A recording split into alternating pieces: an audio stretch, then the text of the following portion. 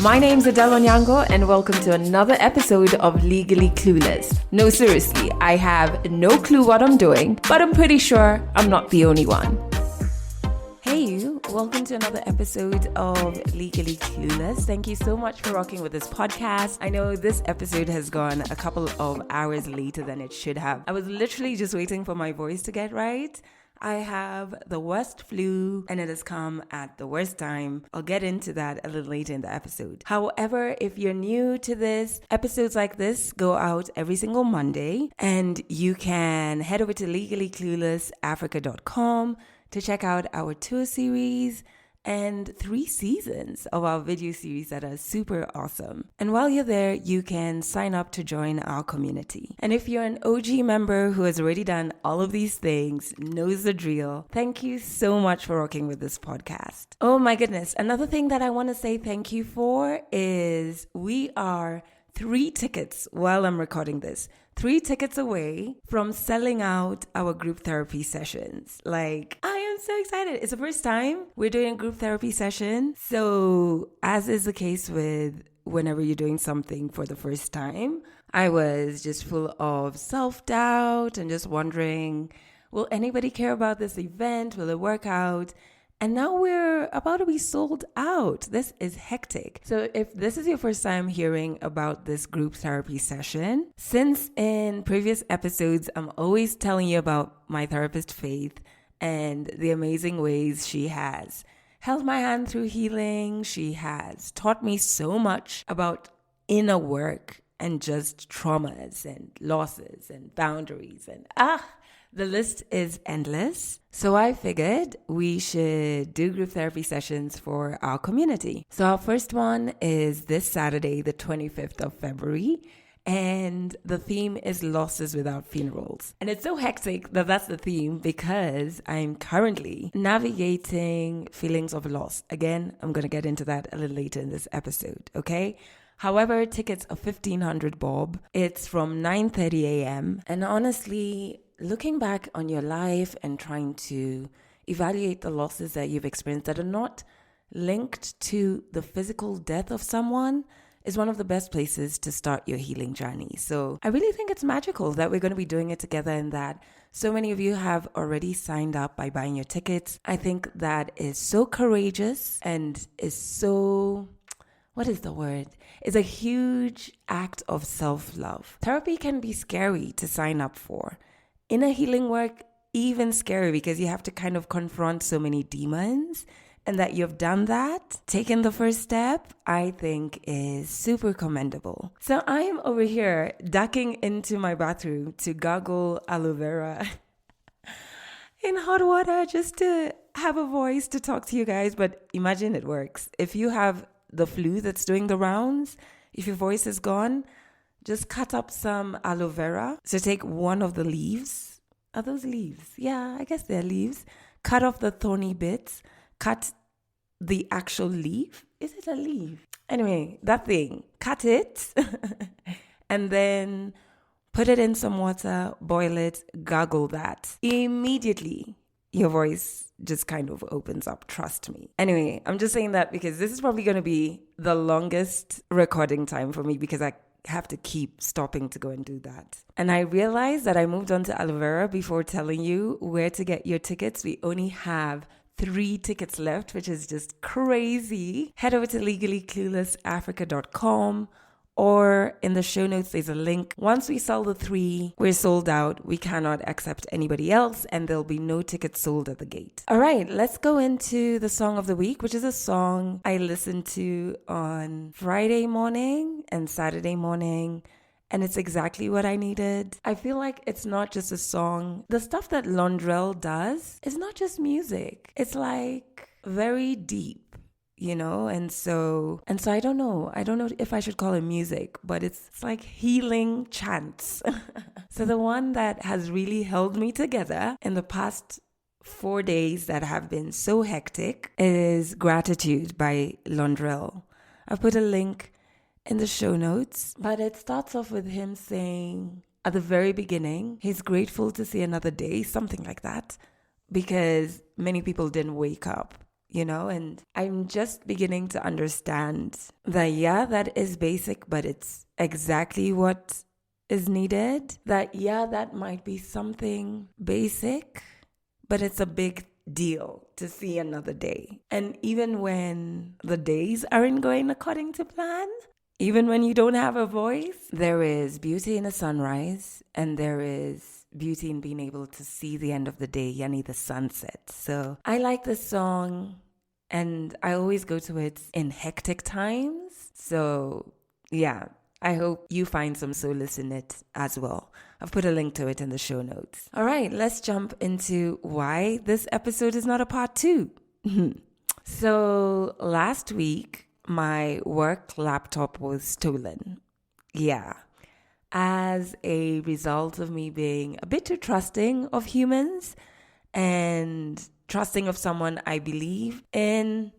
And I think they're the ones who took advantage of that. And immediately it happened, I had what I thought was a complete meltdown. Dramatic crying. I can laugh about it now. But what I kind of liked about it is that I wasn't numb. In most of my previous kind of like hectic, bad experiences, I would normally be numb, which many people would take as, oh, she's strong. But I would numb my feelings and not let myself feel. So looking back, even the theatrics of my crying was kind of good because I was feeling and I was letting that out. And I distinctly remember feeling that my inner core inside was very calm. And I was just like, well, this is very different. Whenever things I didn't plan for would happen to me a long time ago, it would feel like everything within and without was shattered. But this time, the outside was expressing and the inside was very calm. In fact, the tears were because of the 3.5 stories that I hadn't backed up because I was in the middle of editing them, which is silly on my end, but it is what it is, right? And the half being half of Sweetie's story. And so a lot of my tears were because I felt like I had dishonored the storytellers, even though this was something out of my control, I felt like they had given me their time, opened up their life to me, and then here we were. And I don't know, that felt really painful. I think because I really feel so honored by every storyteller. And I just feel like, I'm not crying, it's my voice. I just feel just so honored. I don't know if there's another word, but it's like heavier than honored by each and every storyteller that has come on this podcast. And so that's what I was crying about. I wasn't crying about the laptop because I knew I have a backup, but I was crying for 2 things: the stories and the storytellers. And the second thing was, oh man, I thought human beings were nice, And then it turns out some are nice and some are not. And sometimes it's not even that black and white. Sometimes it's good people who find themselves making one bad decision, And I think that just made me sad. I think a mistake that I often do, and maybe many empaths do, is we project ourselves onto others. So we think other people are like us and they're thinking exactly like us, and that's really not the case. Yeah, and so that just made me really sad. It just made me kind of question what I should do moving forward in terms of interacting with human beings. Like, I'm very trusting very fast. Maybe I need to figure that out. But at the same time, I do not want this world to make me cold or to make me what I'm not. So I have to find a way to protect myself against things like this happening while still remaining who I am. That's a bit tricky. Like, I'm not even sure how I'm going to do that. But all of those emotions were hitting me at the same time. When I was going on and on, I was just like having a complete meltdown for my partner. And I was like, I don't even know what am I going to do in this week's episode? And just like kind of losing it for a bit, and he was like, tell them what you're feeling. Tell them this. Kind of like sat with my emotions, and there's some highlights I want to share. I wouldn't even call them lessons. I just think they're highlights. Maybe there's something to learn from them. I don't know, but yeah. So the first one is under the banner loss triggers. So I went to report the incident at the police station, and I remember breaking down at a point, not because of what I had lost, but because in that moment I wanted to call two people, and it hit me that those two people are both dead. My mom and my uncle Peter, who was a lawyer and just kind of understood a lot of our strange justice system, you know? I didn't cry because I was alone. I was not alone. I have an amazing support system, which I'm going to get to in a bit. But I think the weird thing about death is that you will have life reminders of like just when you're getting comfortable with the facts or the day-to-day of not seeing this person who's dead, life throws a situation your way to really remind you that, yo, these people are not here. It was just so overwhelming at the time. And I just started crying, you know, and I couldn't stop it. And I wasn't alone. I honestly have really great people around me. But it just made me understand that in life, our support systems change or evolve over time. Could be some actually die. Some relationships change and stop being as close. Some get even closer. Some completely end. And so your support systems will change and they will evolve. And it's very easy to absorb this when you're not really in a moment where you need the support system. You're like, yeah, I get it. My support system has changed. It's cool. I understand this. But when you're in a moment where you're forced to recognize, hiya, there has been a change, you really start to acknowledge and absorb the loss, which is a great thing to do, but it doesn't feel so good, you know? The next banner thing, I'm not calling these lessons, but it's just like, let me call them reflection points, okay? Was words. So after this happened, I almost fell into the trap of hurtful words that someone close to me once told me. So when someone tells you you're basically a failure or you don't have your life together, etc., I really don't want to use the words they used. When something that smells, it is not failure, but it smells like failure happens, or smells like that word that they used on you, it's a negative word.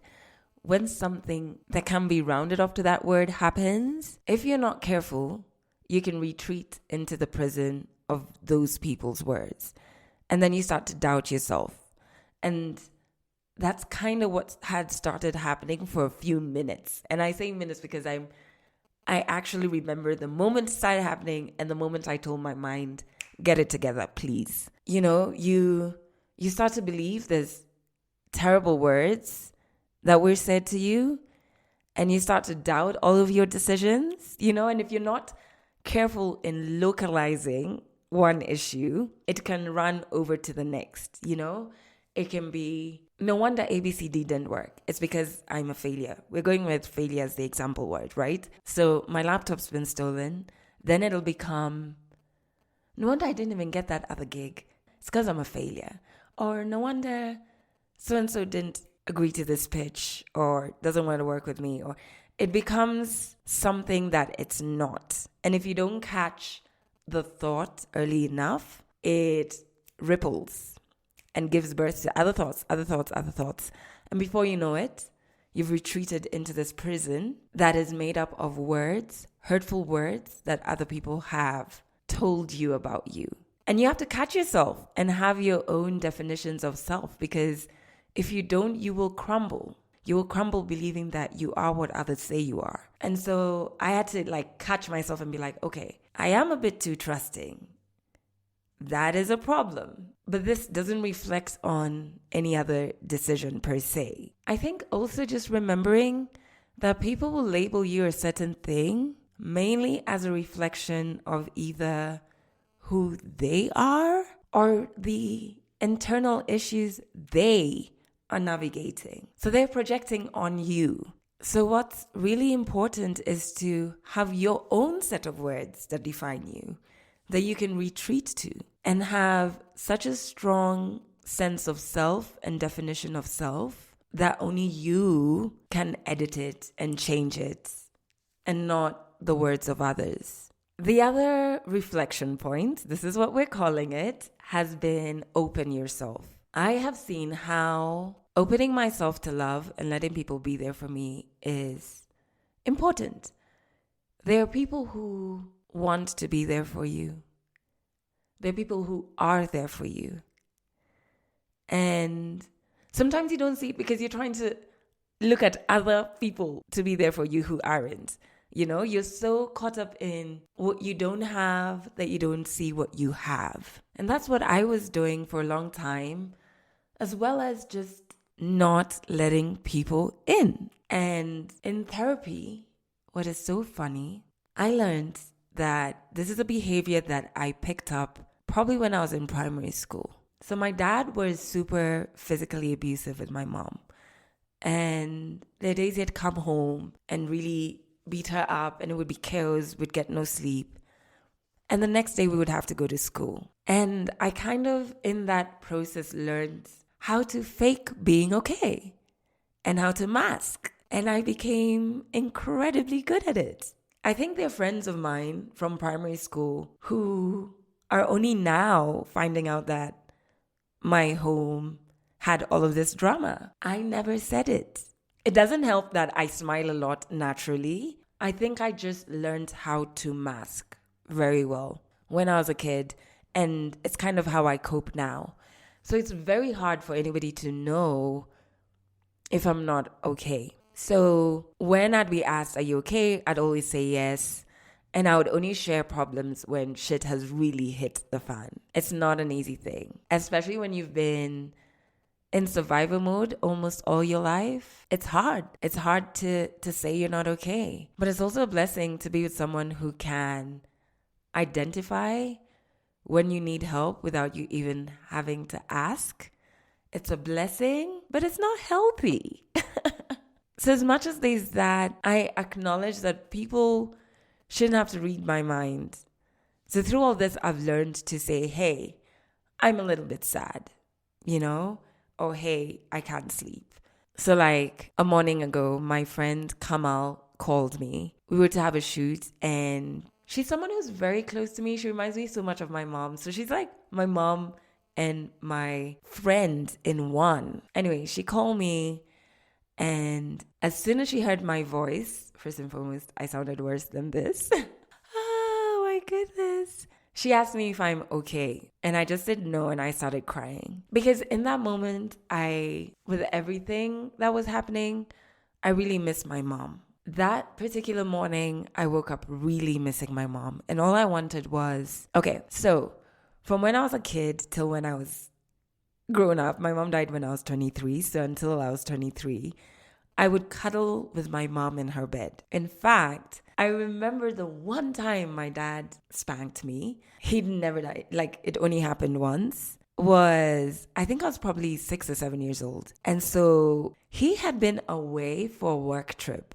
And while he was away, I slept in their bed. And of course, I loved it because I got to cuddle with my mom. And, I was just really babied. I loved it. And what I didn't realize is that was my safe place. So I loved being with her. And then he came back. And I was just like, what is this guy doing back here? Oh my goodness. And I actually remember telling them, like, okay, you've come back from work. I get it. But there's a new sleeping arrangement here. So what you can do is go sleep in my bed. And what I'm going to do is continue sharing this bed with my mom. And of course they were like, are you crazy? And I went to my room and I just cried. And it was a room I shared with my sisters. And I cried and I cried. And I was like, I'm going to keep this tantrum going until I get what it is I've just asked for. I kept crying. Kept going. My sisters get into bed. Lights are switched off. I'm still crying. I keep going. I just saw a shadow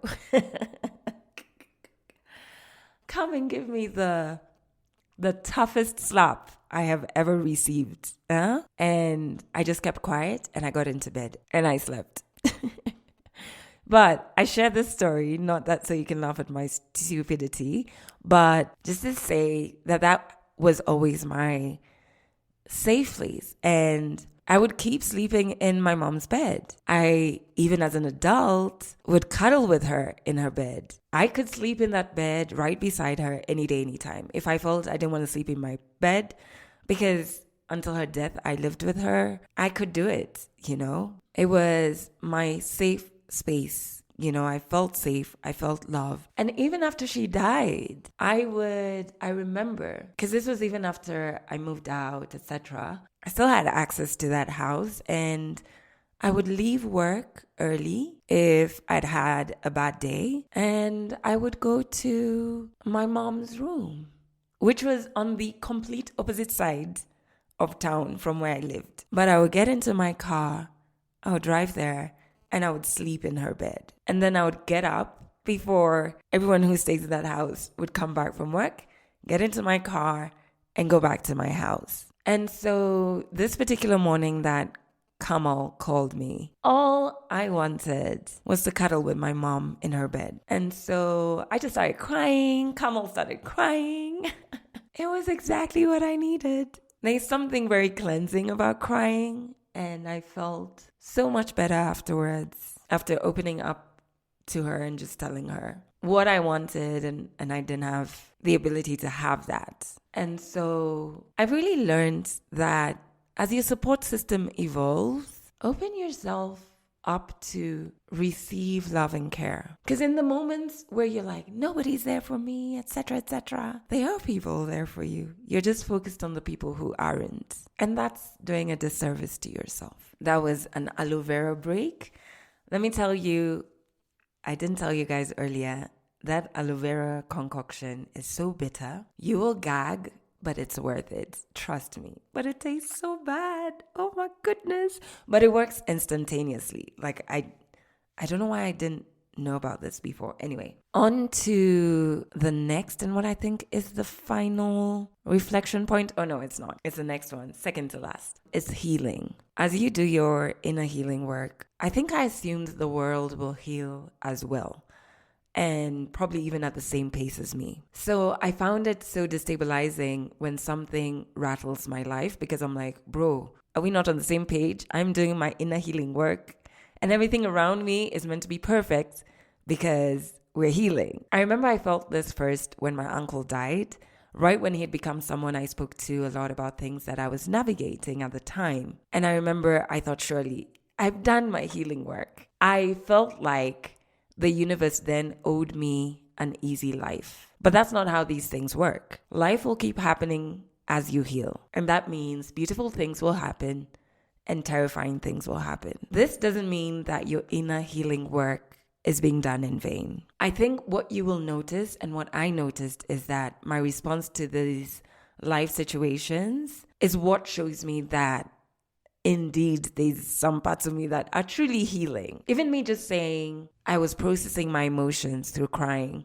my inner core felt confident and kind of like stable. I wasn't reacting the way former me would react. These are all signs of healing work. So if you're doing the inner healing work, the beautiful moments will be so beautiful that you will think that, okay, everything around me is healing as well, and that the universe owes you an easy life now. That's not how these things work. And the final reflection point is sitting in the situation versus allowing yourself to feel. So I've realized when something happens, I will replay the scenario over and over thinking, what if I did this or I did that? Oh, I'm so silly. Why didn't I do this? And this wouldn't have happened, A, B, C, D. And all of this is really a waste of energy because you cannot change past situations. And it doesn't help to shit on yourself during a shit situation. But you not doing this, you not replaying the situation, isn't synonymous with not letting yourself process the feelings. Does this make sense? I felt that if I don't replay the situation, and if people around me are telling me, look forward, I would be like, you people don't want me to feel sad. You people don't want me to feel let down. But these two things are not synonymous. That's not what they're saying. You can let yourself feel the loss, acknowledge it, and even moan it without replaying the situation with what ifs. And I find that in feeling the loss, acknowledging that I feel sad about ABCD, moaning it, I find that in doing this, you're honoring yourself because you're saying to yourself, something has happened that has resulted in an emotional response. It has made us feel something. Okay, what is this feeling? Oh, you feel sad? Okay, I'm sorry you feel that way. Your feelings are valid. I will honor you by not ignoring your feelings. Does this make sense? And you know, what is so hectic is I've not been sick for a very long time. But I also know that immediately I get stressed, my body kind of falls in line with the stress, with the emotional stress. And it's something that came up in the body talk therapy session I talked about, I think the previous episode or the episode before that I went for. And before, I used to get so sad when I would be physically sick. I'd just be like, oh man, do you remember when we had our full voice? Good old days, good old days. And just, there were times I even felt like a failure for falling sick. But that was kind of linked to the toxic workspace that I worked at the time. But in this moment, I'm kind of like letting the emotions and the physical manifestation of them ride out. I let myself feel sad. I let myself feel, I think the main emotion has been sadness, but I'm not rushing myself. And I'm kind of like honoring myself. So I even canceled a speaking engagement I had. In the past, I could have pushed myself, but I was like, no, your body and insides are processing something. Give them the space to do so. And so that's what I'm doing. But of course, I had to give you an episode. But, oh my goodness. Even just recording this has been good for my insides. I feel really good, and I'm very thankful because I could not have made this a safe space without you. So I'm very thankful that I have you and we can still keep on with this journey. I will try very much as possible to re-record the second bit of Swiri's story. I do remember everything that she said, and it's so sad because in the second part she really does talk. You know how she is. She's so powerful. So I'm really going to try and get that for you. But yeah, that's why this episode is not a part 2 and has the title that it does. But speaking of stories, if you want to share your story, there is a link in the description of this episode. Click it, fill out the form, and I'm going to get back to you. I'm going to be doing marathon recordings this week and next week before I travel for something really fun. I'll tell you more about that a little later. This episode was for this. Another thing, 3 tickets left. Actually, let me just check if it's still 3 while we're talking. Maybe somebody. Oh, okay. It's 2 tickets left. That's my happy click. 2 tickets left. So make sure you grab your tickets for our group therapy session, which of course is happening on the 25th of February. My therapist Faith is going to be facilitating. I'm going to be there as well. And it's going to be fun. It's going to be an amazing start to your healing journey. Tickets are $1,500 bob. You can grab them right now. Link in the show notes. Or just head over to legallycluelessafrica.com. All right. Do remember that this podcast plays on Trace Radio here in Kenya. Sorry, I just realized I don't like the earrings I'm wearing, so I'm like removing them to change them. I don't know if you're like me, those of you who wear earrings, but I have spare earrings all over. And so I've just seen a pair And I'm like, ooh, I'd rather be wearing those. So I'm changing my earrings. Sorry. Yeah. Catch this podcast on Trace Radio here in Kenya, Trace FM, every Monday, Wednesday, and Friday. On Monday and Wednesday, it's 1 p.m. and 11 p.m. On Friday, it's 1 p.m. All right, so I'm going to end this episode here. I am so glad my voice came through alongside the aloe vera. That is so disgusting, but so effective. And as usual, I'm sending you so much grace and so much peace. I truly have so much love for you. That's it for this episode of Legally Clueless. You can share this podcast with your friends. You can keep it for yourself. I'm not judging. Just make sure you're here next week for the next episode.